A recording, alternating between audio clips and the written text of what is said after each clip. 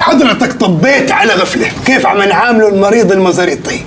عندك الدكتور. وانت يا حاج انت هتاكل كيلو موز وتدلعه بازازتين زيت قليه، وانت ياما تشربي ميه، مفيش اكل خالص، تقعدي تشربي ميه تشربي ميه تشربي ميه. ايه ده يا كبير؟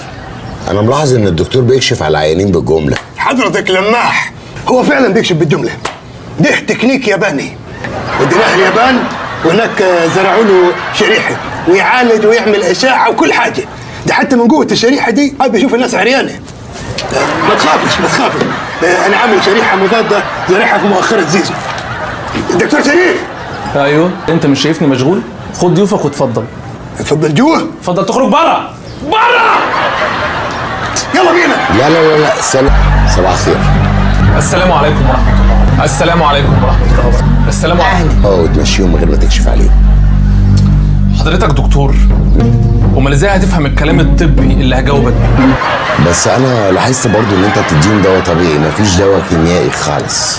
معلش فكرني دكتور شريف. البس